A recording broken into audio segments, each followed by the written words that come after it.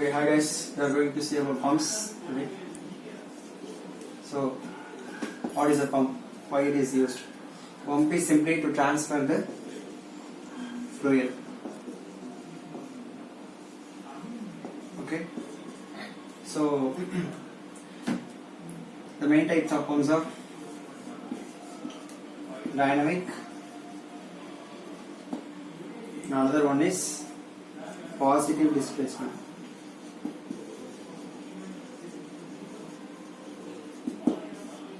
So positive displacement will transfer the fluid. What are the two difference between dynamic and positive displacement is in the positive displacement type it will transfer the fluid in batch wise, or we can say transfer the fluid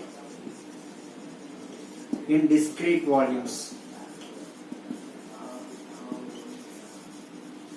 For example, one of the type of positive displacement pump is piston pump. I'm taking just for an example. What happens in the type of piston? It will take suction and discharge and just take in of the liquid and it will send out the fluid in fluid. So after sending this batch, and then it will go to the next volume. So like that the flow will not be continuous. So here in the case of dynamic pumps, the flow will be continuous, like centrifugal pump. So that is the main difference between these two, positive displacement and dynamic. So let us go in detail what are the types in positive displacement and dynamic types. I think you got the difference between these two. So in the positive displacement type, we have mainly the reciprocating type, reciprocating pumps. In these two we have another category like rotary. Okay, so in this reciprocating type we have two types, piston and plunger, and one more type is diaphragm. This diaphragm can either be operated by fluid or by mechanical means. Further, so in the rotary type we can go like gear, globe, and vane pumps, screw pumps, so like this. So these are the main different type of pumps. And in dynamic type will be centrifugal mainly. So based on the type of flow, it will go like axial, radial, or mixed flow, like that. So these are the main types. Based on the categories will be going like subcategory, like based on the type of priming and based on number of stages. So it will keep going on the category wise. So now let's see. We are going to see mainly concentrating on centrifugal pumps, because most of the industries, process industries or any type of industry will go for centrifugal pump only, because of the continuous flow of the fluid and also less cost and less maintenance compared to the other type of pumps, and also it is giving high head. So we mostly see wherever the industry you go, we mostly see the centrifugal pump in case of water pumps also. So we will see detail about the centrifugal pump. So other type of pumps only the applications will be very less. The other type like screw pumps, low pumps and all will be used for mostly in high viscous purposes. So we don't need much of this. So we will go for centrifugal pump. Mostly in oil and gas industries, the importance of centrifugal is very most. So let's go in detail.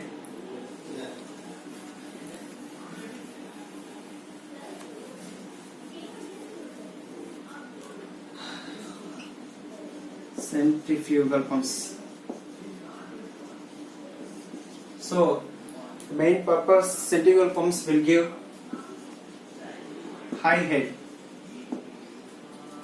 with high velocity also. We say high pressure energy. So one thing we have to remember, pumps will never create pressure. It is just a measure of how much resistance to flow. It is just a measure of how much resistivity it is overcoming. So it's a measure of resistance to flow. It will just transfer the fluid by overcoming that resistance. So it will not creating pressure, it is just overcoming this resistance. That's how we have to take it upon. Okay. Now let's see. In the case of centrifugal pumps, what are the main components that we have to see? Is a casing. And okay, I will simply draw the diagram.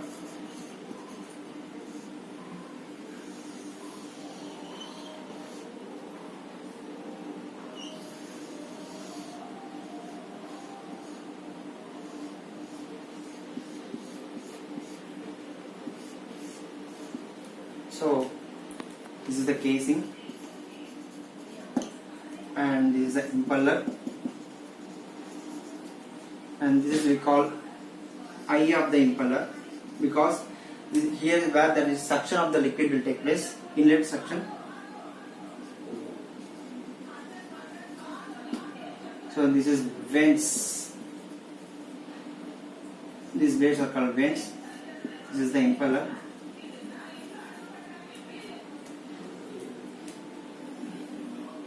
In here also we can say volute, casing, different types of that. In casing also we have different types. In impeller also we have different types like open, semi-open, and shrouded.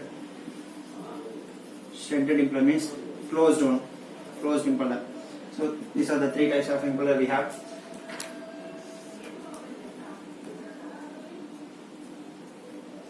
Okay, now we see that just I simply draw the overflow diagram. If we want to see the cross section of the weave, we can get more detail. I am not drawing it. I am just telling you the parts that is available in the centrifugal pump. Casing. Other parts, other accessories of the pump needed for centrifugal pump is bearings and seal system and so sometimes gland packing also will be there, and impeller. So gland packing will mainly used for water pumps, and the leakage is not an issue. Not much leakage is not an issue. So we will go for gland packing, and impeller will be there, and shaft, and a prime mover. Prime mover can be a motor or turbine. So whatever may be the prime mover, or you can say driver, and coupling will be there. Okay, so these are the main parts about the centrifugal pump.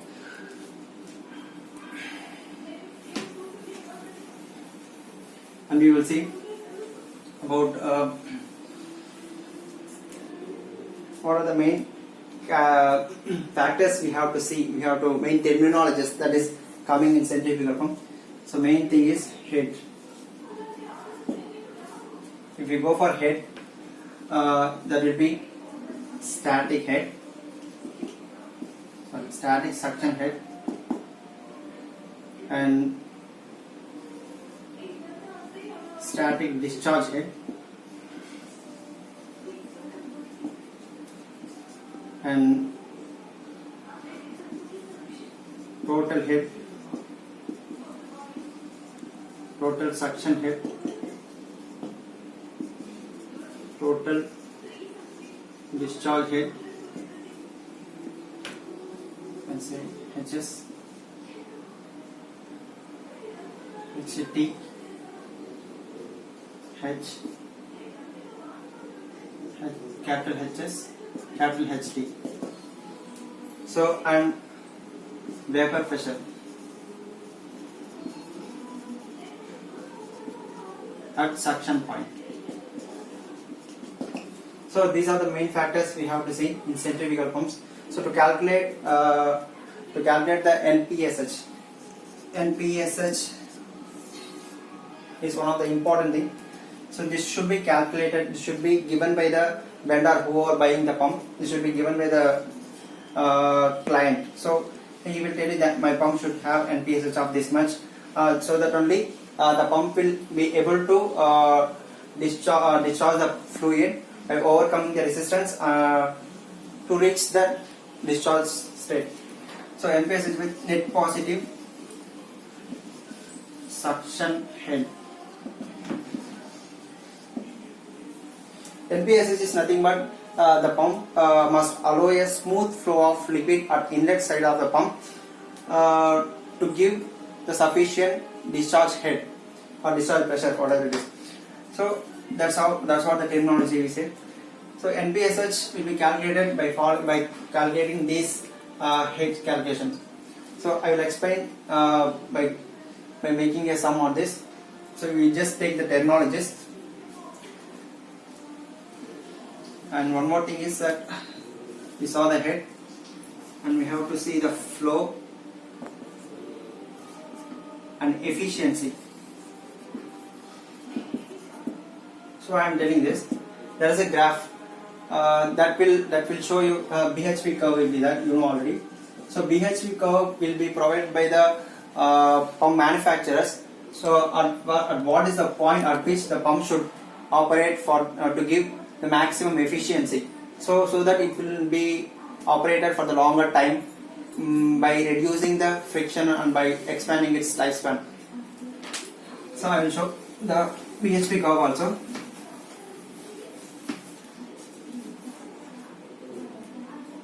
So the curve will be like flow versus head in feet. So brake horsepower will be continuously raising compared to the flow. If the flow increases, the brake horsepower also will be increases, and the head keeps getting low. And this is head versus flow, is Q, H versus Q, and the second one will be efficiency. It is like this. So this is the efficiency curve. Efficiency versus flow rate. So this is the maximum point. This is the efficient point at which the pump should operate. So if you overcome this point, the range will be given by the pump manufacturer. So this is the maximum efficient point at which the pump can be operated with less cost and less power to give maximum head and as well to give maximum efficiency and as well to give maximum minimum power requirement. So this graph will be taken very much importance in pumps, especially in centrifugal pumps only. This graph mainly given for centrifugal pump, not for the reciprocating type. There is a different kind. So